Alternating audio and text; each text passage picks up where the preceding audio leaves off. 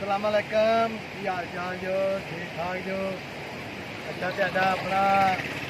ਨਈਮ ਖਾਲਦ ਬਿਲਾਗਰ ਅੱਜ ਆਏ ਹਾਂ ਅਸੀਂ ਨਹਿਰ ਦੇ ਕਿਨਾਰੇ ਠੀਕ ਆ ਜਿੱਥੋਂ ਨਾ ਪਾਣੀ ਨਹਿਰ ਦਾ ਸਟਾਪ ਕੀਤਾ ਜਾਂਦਾ ਘਰਾਟ ਆਖਿਆ ਜਾਂਦਾ ਤਾਂ ਕਿ ਇੱਕ ਤੇ ਪਿੱਛੋਂ ਜਿਹੜੀਆਂ ਨਹਿਰਾਂ ਨਿਕਲਦੀਆਂ ਉਹਨਾਂ ਨੂੰ ਪਾਣੀ ਪੂਰਾ ਪਹੁੰਚੇ ਦੂਸਰਾ ਅੱਗੋਂ ਨਹਿਰ ਦੀ ਪਾਣੀ ਦੀ ਸਪੀਡ ਵਧਾਉਣ ਲਈ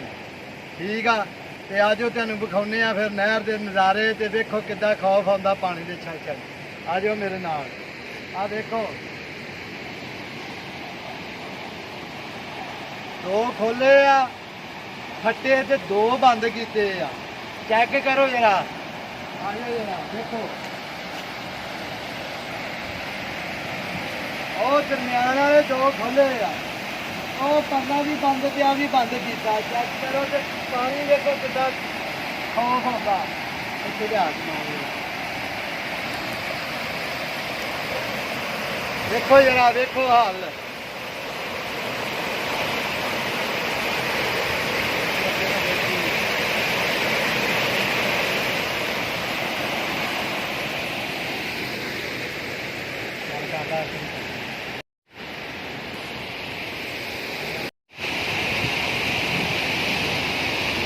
ਆਓ ਜੀ ਦੇਖੋ ਅਸੀਂ ਉਹ ਘਰਾਟਾਂ ਦੇ ਉੱਤੇ ਚੜ ਗਏ ਜਿੱਦੋਂ ਬੱਚੇ ਥਾਂ ਸੁੱਟਦੇ ਆ ਤੇ ਚੁੱਕਦੇ ਆ ਚੈੱਕ ਕਰੋ ਇਹ ਵਾ ਉਹ ਜਿੱਦੋਂ ਬੱਟਾ ਘੁਮਾ ਕੇ ਤੇ ਥੱਲੇ ਸੁੱਟਦੇ ਆ ਤੇ ਘੁਮਾ ਕੇ ਤਾਂ ਨੂੰ ਚੁੱਕਦੇ ਆ ਇਹ ਕੀਤਾ ਬੰਦ ਪਾਣੀ ਦੀ ਕਿੱਲਤ ਦੀ ਵਜ੍ਹਾ ਨਾਲ ਬੰਦ ਕਰਕੇ ਉਹਨਾਂ ਨੇ ਤਾਂ ਕਿ ਪਿੱਛੇ ਜਿਹੜੀਆਂ ਦੋ ਨਹਿਰਾਂ ਨਿਕਲਦੀਆਂ ਨੇ ਛੋਟੀਆਂ ਲਿੰਕ ਨਾਲ ਜਿਹੜੀਆਂ ਨੇ ਠੀਕ ਆ ਉਹਨਾਂ ਨੂੰ ਪਾਣੀ ਜਾਣ ਲਈ ਅੱਗੋਂ ਫੱਟੇ ਜਿਹੜੇ ਬੰਦ ਕੀਤੇ ਪਾਣੀ ਹੈ ਥੋੜਾ ਤੇ ਆਇਓ ਅੱਗੇ ਕਰੋ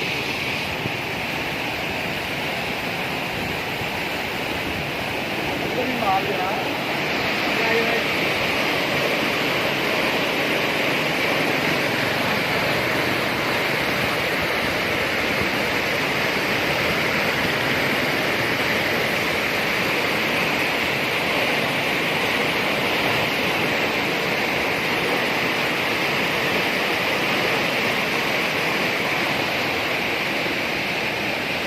ਹੁਣ ਤੈਨੂੰ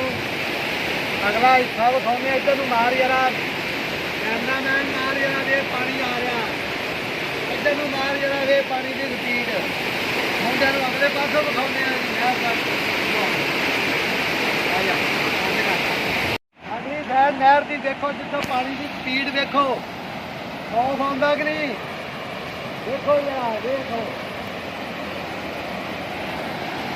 ਹੈ ਉਹ ਨਹਿਰ ਹੈ ਜਿਹੜੀ ਪਾਣੀ ਦਿੰਦੀ ਆ ਲੋਕਾਂ ਨੂੰ ਜ਼ਮੀਨਾਂ ਨੂੰ ਪਾਉਣੀ ਕਿਆ ਕਰੋ ਯਾਰਾ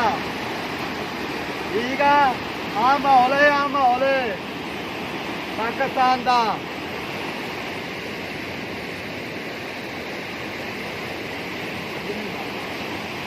ਇੱਥੇ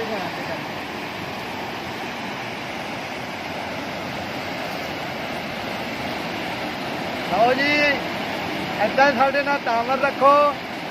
ਤੁਹਾਨੂੰ ਨਵੀਆਂ ਚੀਜ਼ਾਂ ਵਿਖਾਵਾਂਗੇ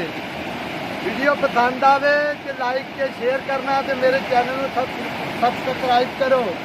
ਠੀਕ ਆ ਤੇ ਦੁਆਵਾਂ ਦੇ ਵਿੱਚ ਯਾਦ ਰੱਖੋ ਰਮਜ਼ਾਨ ਦਾ ਮਹੀਨਾ ਵਾ ਅੱਲਾ ਹਾਫਿਜ਼ ਪਾਣੀ ਨੇ ਦੋ ਤਿੰਨ ਮਾਰ ਸਿੱਖਣਾ